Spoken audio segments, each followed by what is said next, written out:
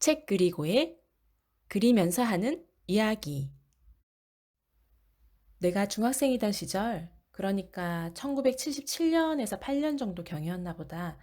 1, 2학년 때는 그냥 친구들과 철없이 장난치고 놀면서 편의점에서 국진이빵인가 뭔가를 먹기 위해 최선을 다해 달렸던 기억밖에 남아있지 않는데, 중학교 3학년 때 우리 반 제일 뒤에 앉아 있던 친구들 중 2명 정도가 머리를 빨갛게 염색하고 비가 오나 바람이 부나 짧은 교복 치마를 입고 약간의 팔자걸음으로 걸어 다녔던 것이 한 번씩 떠오른다. 그 아이들은 지금 어떤 모습으로 살아가고 있을까? 그 친구들은 그래도 같은 친구들을 괴롭히거나 빼앗거나 하는 그런 나쁜 애들은 아니었던 것 같다. 다만 어느 한날 그 친구들 입에서 들었던 너무나 충격적인 이야기가 아직도 잊혀지지 않는다. 어제 우리 원조 교재에서 돈 벌었잖아. 야, 나도 처음 해봤는데 진짜 아프더라. 나는 그 당시 들어보지도 상상도 해보지 못한 일을 우리 반 친구가 처음으로 하고 왔다는 이야기를 듣고 한동안 굉장히 충격에 빠졌던 기억이 아직도 생생히 남아있다. 그리고 커서 여러 기가 막히고 끔찍한 뉴스를 보며 문득문득 그 친구들이 그래도 무서운 아저씨를 만나지 않고 살아서 우리 반으로 돌아왔다는 것이 너무나 다행한 일이었다는 생각이 들었다. 2018년 질병관리청에서 고작 3천 명도 되지 않는 청소년을 조사해서 우리나라 청소년 평균 성관계 시작 연령이 13.6세라고 발표를 했다.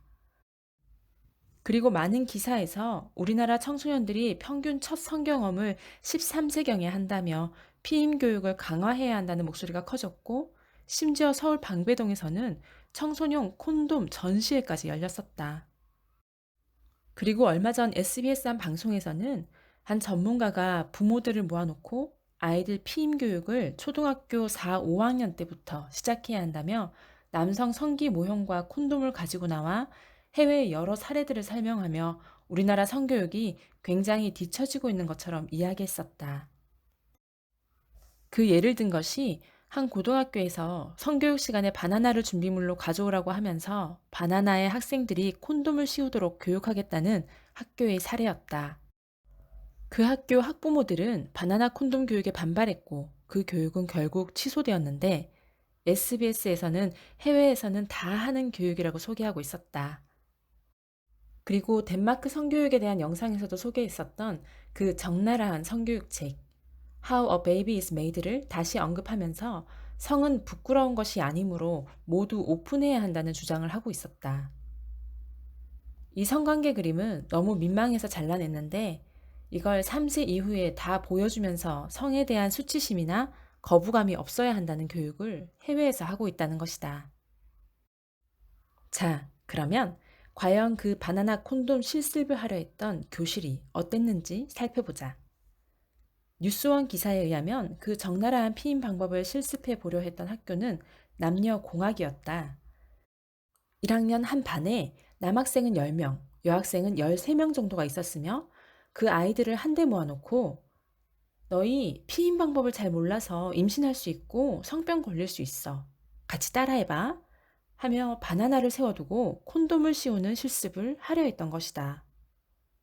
학부모들이 정말 원하는 성교육이 이런 것일까? 한 학부모는 학교가 혼전순결과 결혼의 신성함과 생명의 소중함을 먼저 충분히 가르쳐야 한다고 주장하고 있다. 부모는 누구나 자기 자식에게 가장 좋은 것, 가장 유익한 것을 주고 싶다.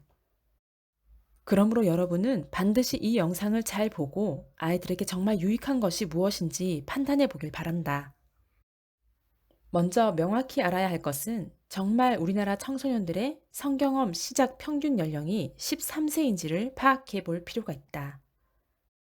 질병관리청 통계에 의하면 우리나라 5만 7천 명 가량의 학생들을 대상으로 조사했을 때 2019년 청소년이 성관계를 경험한 비율이 5.9%였다.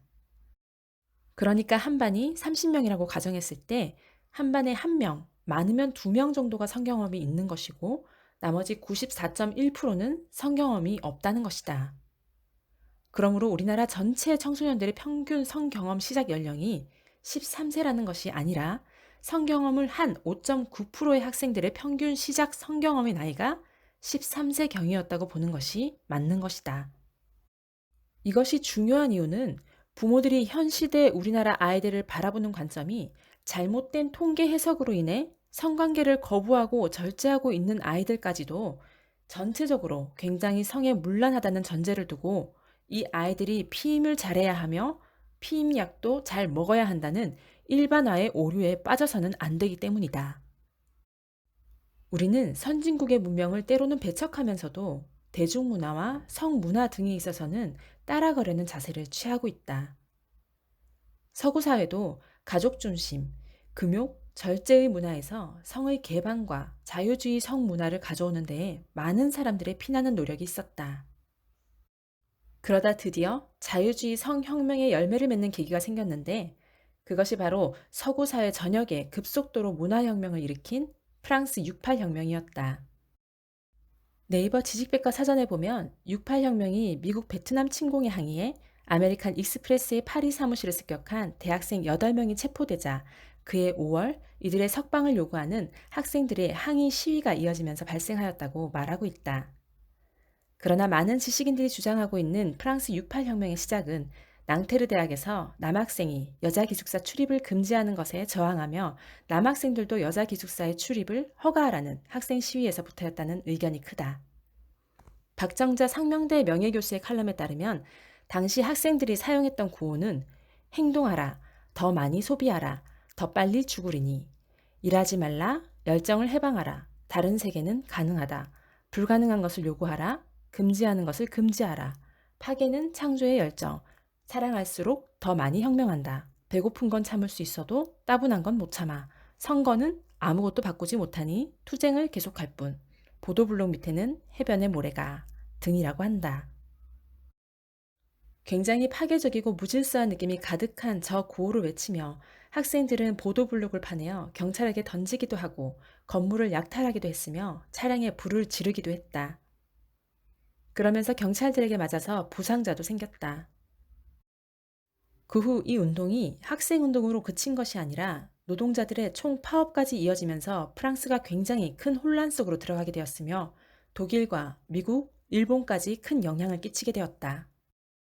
시위대를 바라보던 기성세대의 눈에 68혁명은 철부지 대학생과 배부른 노동자들이 어우러진 난장판으로 보였으며 시위대는 거꾸로 나이 30이 넘은 사람과는 이야기도 하지 말라, 도망쳐라, 동지여, 낡은 세계가 너를 뒤쫓고 있다라고 구호를 외치며 세대 간의 갈등이 극심하게 치닫게 되었다.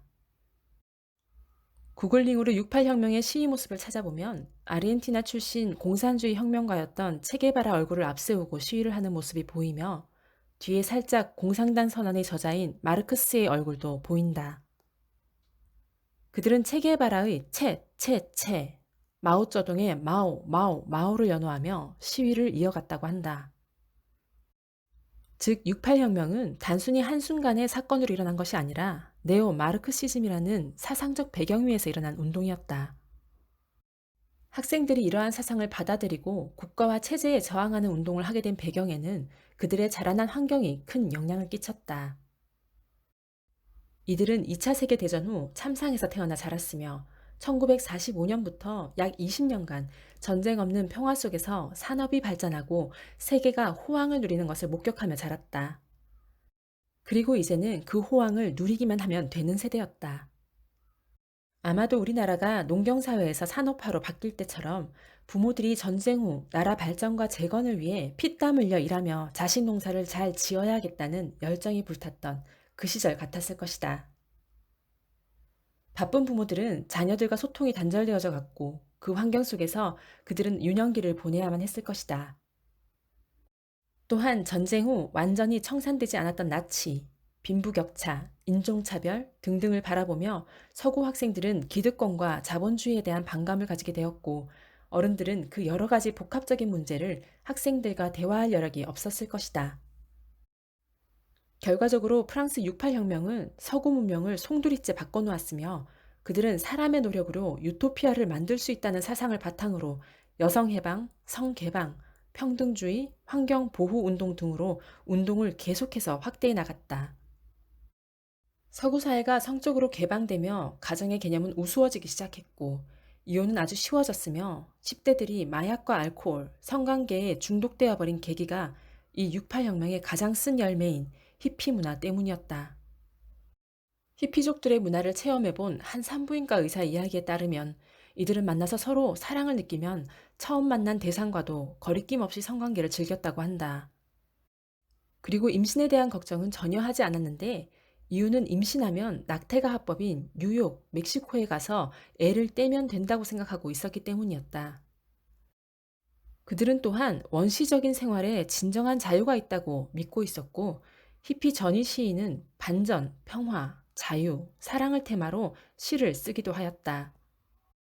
그러나 그 시인도 인정하는 것이 모이는 대부분의 사람들은 사상을 추구하기보다 그저 성관계와 말이 하나만을 탐닉하고 있을 뿐이라는 것이었다.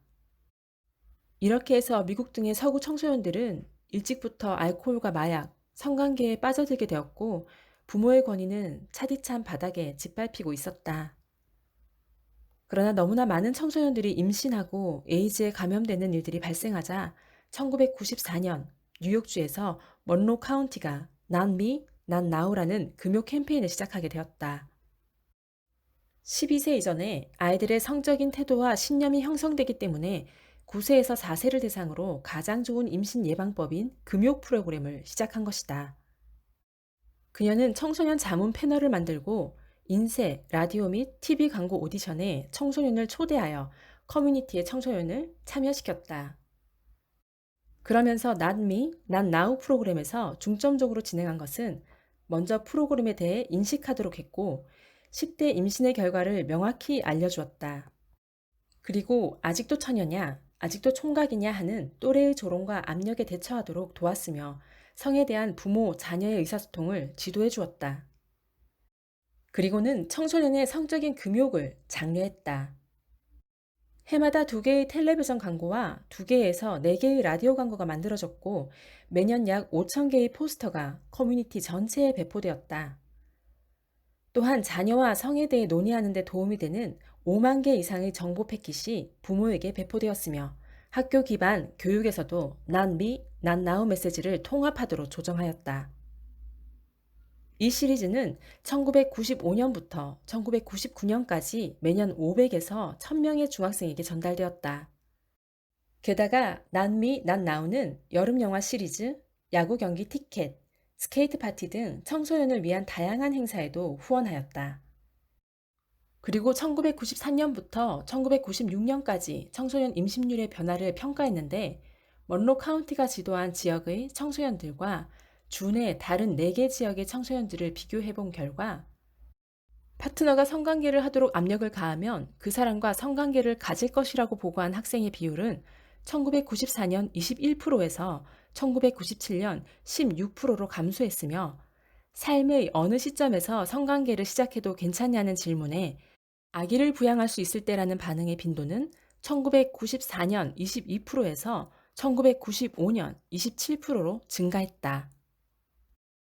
또한 15세까지 성관계를 스스로 신고한 학생의 비율은 1992년 46.6%에서 1997년 31.6%로 떨어졌다. 먼로 카운티가 학생들을 지도한 지역의 청소년 임신율이 금욕 프로그램을 시작하기 전인 1993년에는 다른 지역보다 청소년 임신율이 높았지만 금욕 프로그램을 실천한 후에 먼로 카운티가 지도한 청소년 임신율은 1993년 63.4%에서 1996년 49.5%로 떨어졌으며 다른 지역 청소년보다도 임신율이 낮아진 것이다.